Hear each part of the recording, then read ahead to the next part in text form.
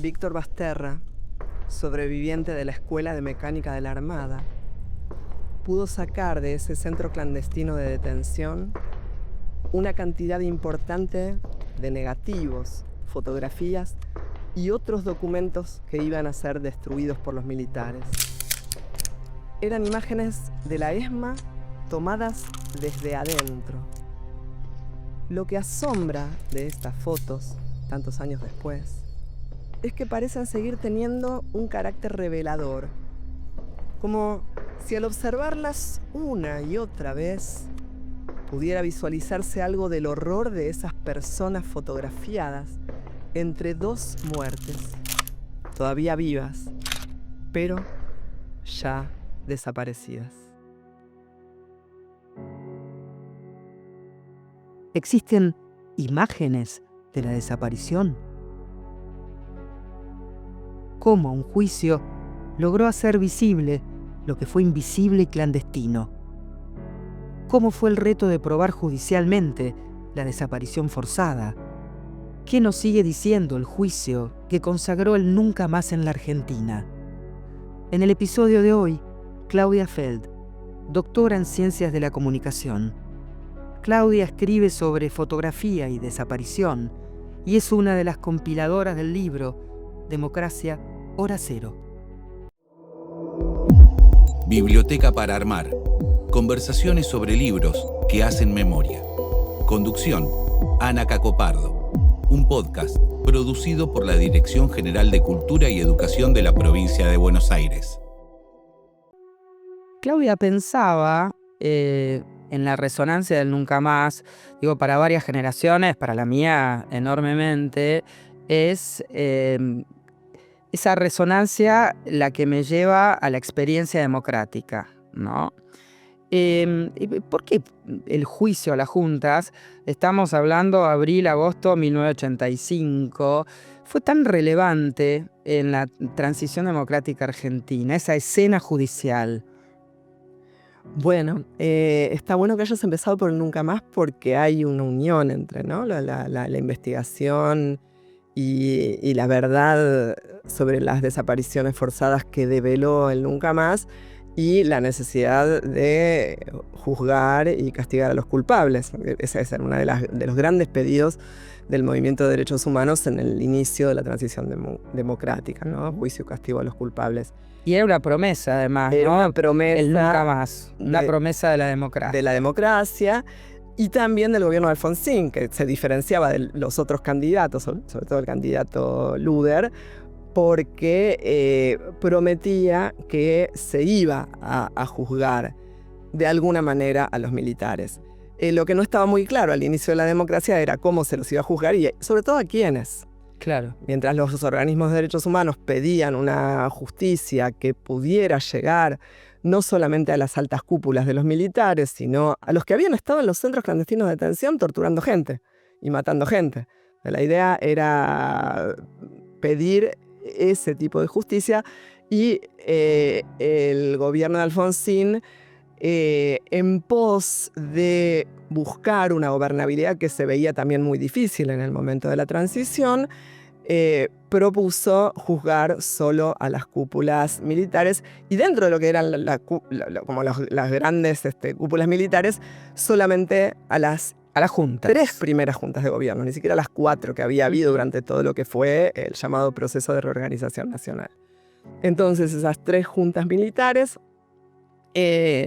fueron procesadas inmediatamente después de asumido Alfonsín. Muy poquitos días después se hizo un decreto en el que se procesaba a los comandantes y al mismo tiempo también se llamó los decretos de la teoría de los 2 demonios, porque el mismo día se hizo otro decreto donde se procesaban a las cúpulas de las organizaciones armadas, de ERP y de Montoneros.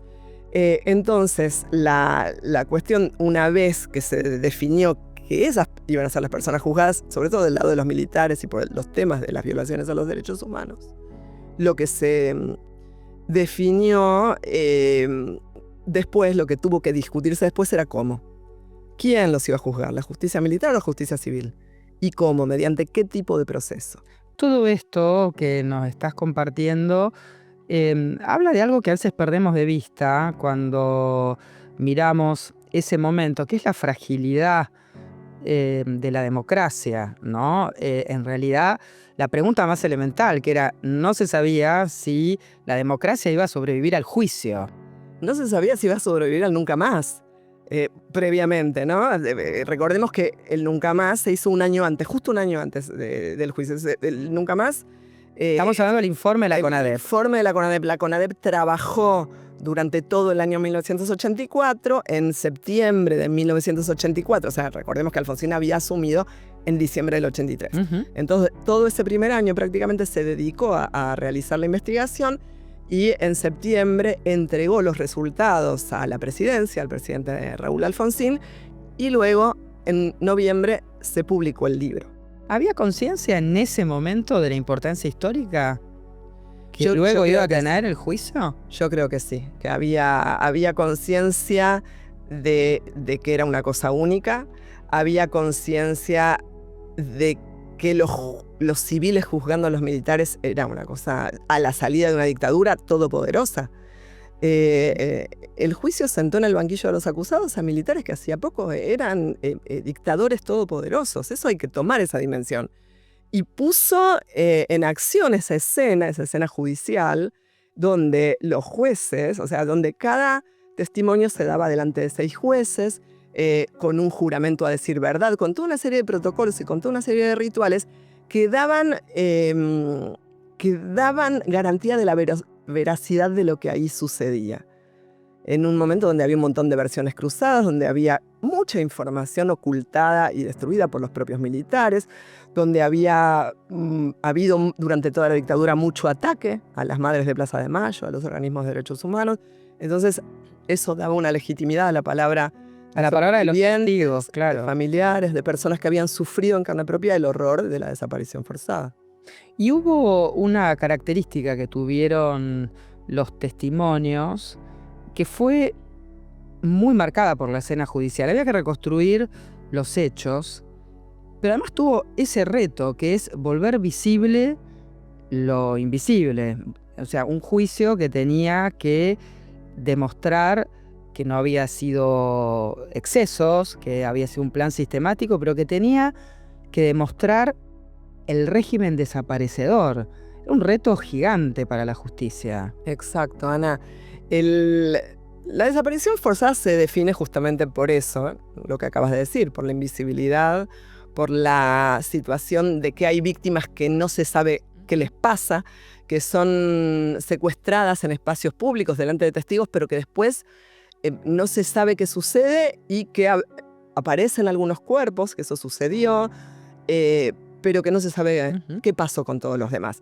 Entonces, mientras los organismos de derechos humanos estaban diciendo que había violaciones sistemáticas a los derechos humanos, los militares se los pasaban diciendo que los desaparecidos se habían ido al exterior, que habían sido víctimas de ajusticiamientos de las propias organizaciones armadas, habían hecho una cantidad de usinas de lo que hoy llamamos fake news, ¿no? De noticias falsas, de propaganda. Bueno, entonces, las personas, la sociedad argentina, cuando empieza la democracia, estaba atravesada por todos esos discursos. No era ajena a todo eso que había escuchado durante años y años durante la dictadura.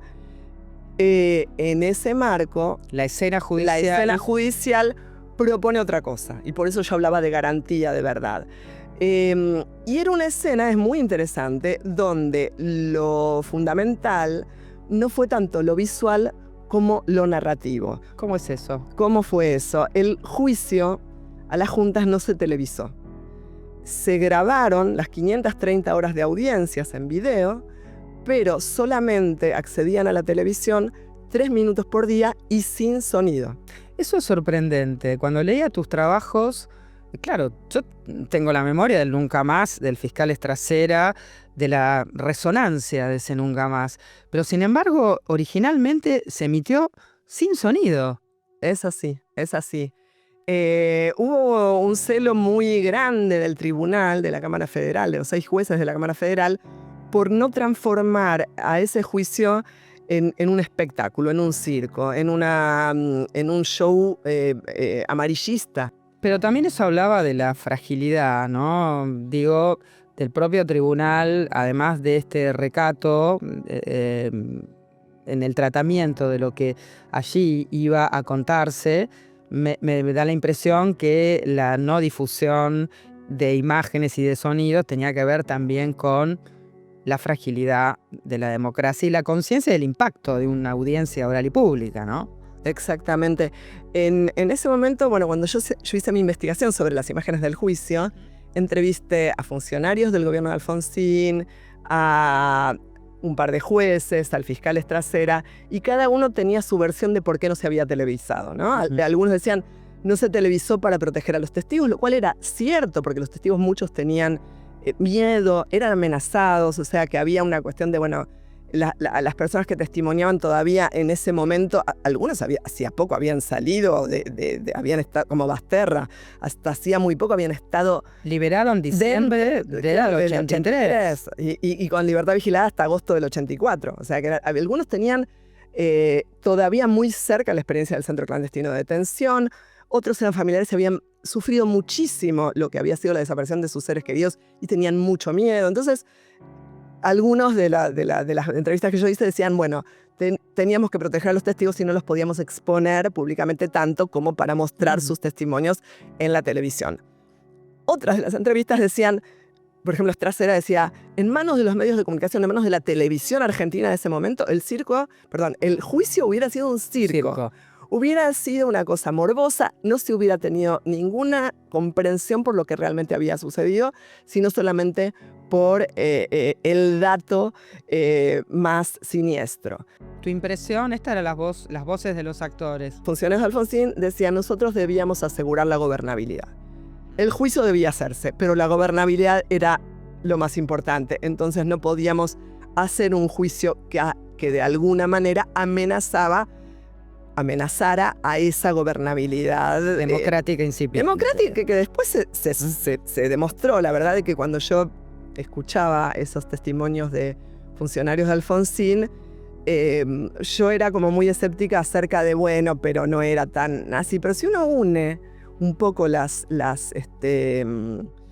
datos, el juicio terminó con una sentencia en diciembre de 1985, que además de las penas y de las absoluciones, que también hay que hablar, de eso hizo un artículo que se llamó el famoso punto 30 de la sentencia, donde el tribunal, la Cámara Federal, ponía a disposición de la justicia y de otros juzgados todo ese material, todos esos legajos, para que se siguiera juzgando a todos los responsables, que no eran solamente esos 9 comandantes juzgados. Con lo cual eso habría a que se siguieran procesando al resto de los responsables, que eran, bueno, como sabemos ahora, después de todo lo que fueron los años de juicio de lesa humanidad, como cientos y cientos de personas, ¿sí?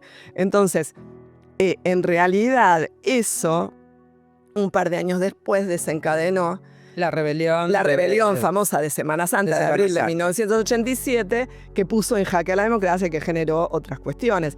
Entonces, un juicio que duró 9 meses, con 530 horas de audiencias, que no podíamos pensar en una tele, en ese momento la tele no transmitía en directo 24/24 como ahora. Recuerden que la tele del 85 tenía espacios de noticieros, no había canales como ahora, como se puso después con el cable, canales de noticias permanentes. Entonces, un juicio transmitido por televisión y sí hubiera sido más complicado en el campo, digamos, de lo político, para poder asegurar esa gobernabilidad que el gobierno de Alfonsín tenía en su mente. Y en ese juicio aparece Víctor Basterra, un sobreviviente que exhibe en la propia audiencia fotografías. Y de pronto la desaparición tenía imágenes. La desaparición dejaba de ser invisible. En la historia de Víctor Basterra hay que contarlo un poquitito desde antes de llegar a ese juicio. Víctor Basterra era un obrero gráfico, militante, que fue secuestrado en agosto de 1979, junto con su mujer y con su hijita de 2 meses. Fue llevado a la ESMA, fue torturado Poco después a su mujer y a su hija la liberan, pero Víctor es retenido en la ESMA, en ese secuestro clandestino, después de todo ese maltrato, llevado a capucha. Es el último liberado de la ESMA. Es el último liberado de la ESMA y se queda. Lo dejan adentro hasta 1984. La pregunta es, hablamos de imágenes que salen de la ESMA, hablamos de fotografías tomadas dentro de la ESMA. ¿Había un laboratorio fotográfico en la ESMA? ¿Por qué había un laboratorio fotográfico dentro Había un de la laboratorio fotográfico desde 1977. Desde inicios de 1977, que funcionaba en el sótano de la ESMA, al lado de los cuartos de tortura.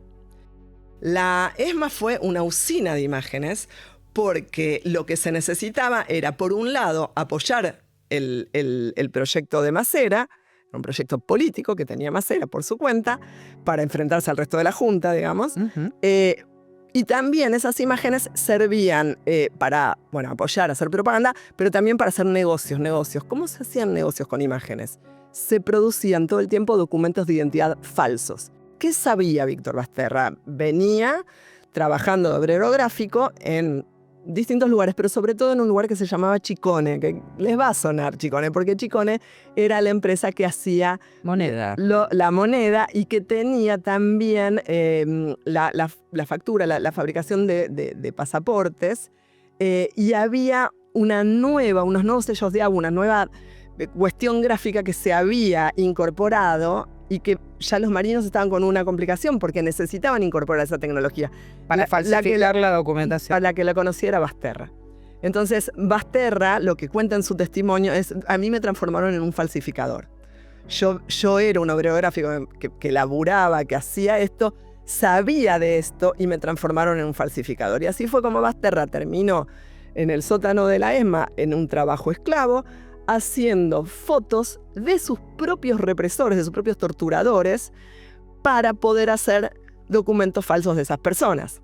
Astiz, Cavallo, los más renombrados, todos integrantes de los grupos de tareas de la Escuela de Mecánica de la Armada. Ahora, Basterra en un momento se dio, sobre todo cuando liberaron a otros dos que trabajaban con él, se quedó solo en el sótano y se dio cuenta de que podía hacer una quinta copia. ¿Qué significa una quinta copia? En general, para pasaporte, para el juego de documentación, se necesitan 4 fotitos. Se hacían cuatro copias de cada fotocarnet y él lo que hace es hacer una quinta copia sin que nadie se dé cuenta y la pone adentro, escondida dentro del papel fotosensible para que nadie la busque ahí. Y colecciona esas quintas copias y mientras va tomando nota de una manera en un libro, con toda una cuestión de códigos, va tomando nota de quiénes son esas personas. Los alias. Qué fuerte. Lo que hacían, lo que no hacían, a quiénes torturaron, a quiénes mataron. Hay uno que le pegó un tiro a uno de los secuestrados, lo anota. O sea, él anota todo y además tiene una memoria prodigiosa. Y tiene como un plan, ya ahí aparece un plan. Su testimonio nace cuando todavía está cautivo de los marinos en la ESMA y cuando todavía está sometido a ese régimen de trabajo esclavo.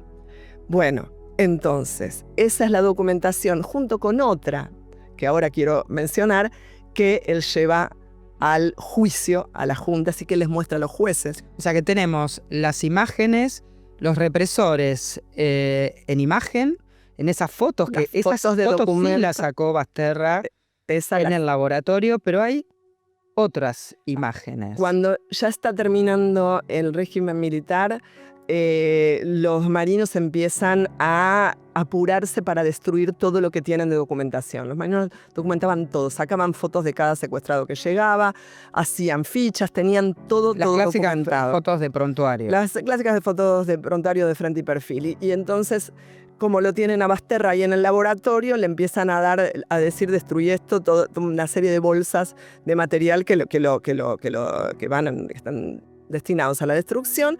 Y en una de esas bolsas, Basterra mete la mano, agarra un negativo y se ve él mismo en una foto.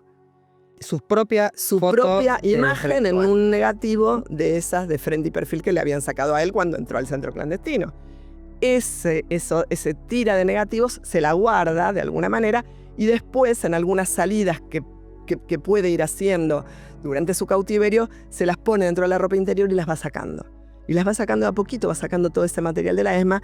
Y también, junto con otro secuestrado que también estaba en el laboratorio fotográfico, en algunos momentos donde no había nadie ahí en el sótano, toman algunas fotos de esas oficinas que se habían construido el grupo de tareas para todas estas cuestiones, ¿no? De la propaganda de Macera. Bueno, entonces todo ese material, junto con otras planillas, junta todo ese material y arma algo que luego con el tiempo se llamó el informe Basterra, que es que arma una ficha, así como los secuestrados eran fichados, etc., él arma una ficha por cada militar. Por cada una de esas fotitos que él tenía, arma una ficha contando todo lo que hacían estas personas, y eso es lo que presenta la CONADEP. Lo presenta la CONADEP y después lo lleva al juicio. Al juicio de las juntas. ¿Qué riesgo, qué nivel de riesgo, ¿no? Digo, las salidas y poder sacar este material de un centro clandestino como la ESMA, donde sobrevivieron muy pocos, hay que decirlo, ¿no? De los 5.000 detenidos desaparecidos que pasaron por allí, sobrevivió un puñado. Y ahí el testimonio de Basterra, que luego empezó en el juicio de las juntas, pero tiene un larguísimo camino testimonial. Pero me interesa detenerme en esas fotos, Claudia, que de alguna manera demandan algo de nosotros. Es muy fuerte volver a ver, en particular, las fotos que Basterra zafó de la destrucción, ¿no? Que son las fotos de prontuario, porque nos miran y porque también en muchos casos es la última foto de los que tuvieron los familiares de esos detenidos desaparecidos, ¿no? Sí, es así. Es muy fuerte confrontarse con esos rostros ya desaparecidos, ya en el centro clandestino de detención, pero todavía vivos. Y ese gesto de Basterra ha sido una valentía enorme. Y es interesante entender un poco qué tipo de recorrido tuvieron esas fotos. Las fotos en el juicio sirvieron como prueba, claramente, pero no tuvieron el impacto visual que empezaron a tener mucho después. Cuando uno mira todos los materiales, el diario del juicio, los materiales que fueron producidos en esa época, eran más impactantes las imágenes de los represores que este puñadito de fotos de personas detenidas desaparecidas. Eran impactantes porque, bueno, eran mostrar quiénes habían sido, quiénes habían estado ahí en esos lugares y todas esas terribles experiencias de tortura y todas esas terribles experiencias dentro de los centros clandestinos. No siempre tenían los secuestrados, los sobrevivientes, no siempre tenían un nombre para dar, ni un rostro para mostrar. La mayoría de las veces habían estado vendados. Entonces esos rostros de militares y de torturadores y de asesinos eran muy elocuentes en ese momento del juicio. Las fotos de detenidos desaparecidos y de detenidas desaparecidas tomadas por Basterra, salvadas por Basterra de la destrucción, llevaron mucho más tiempo para ser entendidas y miradas como fotos de la desaparición. Son espectrales, ¿no? Son espectrales, impactantes. Y además, en ese momento, eran fotos, los militares les tomaban fotos de cuerpo entero, pero después en los legajos recortaban el rostro y lo ponían en las fichas. Pero esos negativos tenían la foto original. Y cuando se empiezan a publicar de cuerpo entero, que eso fue en 2005, y gracias al trabajo de Marcelo Brodsky, que fotógrafo, que ha hecho una obra impactante y buenísima, y que además es hermano de un desaparecido de la ESMA, de Fernando Brodsky, cuya foto también está en esa tira de negativos. Cuando uno empieza a ver esas fotos reeditadas en un libro de Brodsky que se llamó ESMA, esas fotos de cuerpo entero empiezan a mostrar algunos rasgos que habían pasado desapercibidos. Por ejemplo, las manos esposadas de un detenido. Una detenida que en su rostro, esa nueva imagen de buena calidad, podía verse que tenía las marcas de la tortura en el rostro. Otro detenido con las manos, una mano atrás de la espalda, que evidentemente con esposas. Y el mismo Fernando Brodsky con una camiseta. que daba cuenta de esta gran desprotección y vulnerabilidad de las y los detenidos dentro de la ESMA. De alguna manera, reponer la historia de Víctor significa reponer el coraje. Sin embargo, hubo mucha desconfianza sobre Basterra, que fue en realidad no solamente sobre él, sino por los sobrevivientes de la ESMA, ¿no? Cómo sacó estas fotografías y básicamente por qué están vivos. Sí, incluso dentro de los propios organismos, ¿no? Digo, el estigma de la desconfianza fue muy pesado, fue muy dramático. Y dramático. Los sobrevivientes de todos los centros clandestinos de detención, no solo de la ESMA, pasaron por un periodo en que las madres y los familiares de desaparecidos en general no les creían mucho, no los querían escuchar mucho porque pensaban que habían sobrevivido por haber colaborado y no los trataban como víctimas en sí mismos de la desaparición, ¿no? Creo que en ese sentido el juicio fue muy, muy impactante y muy elocuente. El juicio creo que marca un antes y un después de la escucha de los testigos sobrevivientes. Marca un antes y un después porque también era muy valiente llegar a ese juicio. También era muy fuerte la cantidad de detalles y de relatos que contaban del propio sufrimiento, y claramente el rol de esas y esos testimoniantes era decir a quienes habían visto quizás por última vez vivos en los centros clandestinos de detención, para poder recomponer ese rompecabezas tan difícil de la desaparición. Ustedes calculen que una vez que una persona desaparecía, no se sabía más nada. Tenía que venir estos sobrevivientes a contar, lo vi en tal lugar, y entonces ya los familiares podían decir, estuvo en tal centro clandestino. Claudia, ¿cómo impactó en tu subjetividad esa frase con la que arrancamos esta conversación, el nunca más? En 1984, cuando se publicó el Nunca Más, realmente creíamos que nunca más. Y quienes en ese entonces éramos adolescentes, quienes estábamos en el secundario, veíamos con mucha esperanza y con mucha necesidad que se diera vuelta a la hoja de ese horror vivido previamente. ¿Eras adolescente? Yo era adolescente, yo estaba en el secundario, y me importa entender que también, ya mucho después, cuando en los 90 empecé a estudiar e investigar sobre temas de memoria y temas de historia reciente, nuestra esperanza, porque hablo en plural porque las investigaciones se hacen en equipo y se hacen de manera colectiva, aunque una pueda firmar un trabajo y escribirlo, el conocimiento es colectivo necesariamente.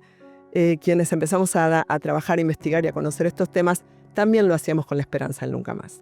Y en esa esperanza nos seguimos subiendo y nos seguimos identificando, para entender que es necesario que esa voz, que ese mandato democrático del nunca más sea real, y que lo hagamos real cada día. ¿Y qué le dice esa escena de los poderosos en el banquillo de los acusados, esa escena del juicio de 1985? ¿Qué le dice a este presente? No van a ser impunes siempre. Los que están ahora cometiendo atropellos y los que están ahora atacando a los débiles, atacando a los vulnerables, no van a ser impunes siempre. Eso es lo que dice. Eso es lo que dice. Videla y Macera creían que iban a ser impunes siempre, y no lo fueron. Y los dos murieron presos. Entonces, hay que poder entender que en esos ciclos de la vida democrática hay reservas de coraje, reservas de ética y reservas de valor que están en todos nosotros, ¿no? Están en las personas que hacemos el día a día, que que estudiamos, que vamos a las universidades, en las y los médicos de los hospitales públicos, en todas las personas que hacemos estos trabajos de poder difundir, en el día a día del trabajo de cada uno están esas reservas, y esas reservas en algún momento recuperan la posibilidad de juzgar a los que hicieron aberraciones. Claudia Feld, con esa promesa incumplida, pero es una brújula, el nunca más, te agradezco esta conversación. Gracias, Claudia. Bueno, muchas gracias, Ana. Democracia, Hora Cero, es un libro colectivo, compilado y dirigido por Claudia Feld y Marina Franco, y forma parte de la Biblioteca para una Pedagogía de la Memoria de la Dirección General de Cultura y Educación de la Provincia de Buenos Aires. Para continuar la reflexión sobre los años de la transición democrática, les sugerimos la lectura de otro libro que también encontrarán en la biblioteca, El juicio a las juntas, de Diego Galante. Esto fue Biblioteca para Armar, conversaciones sobre libros que hacen memoria. Un podcast de la Dirección General de Cultura y Educación de la Provincia de Buenos Aires.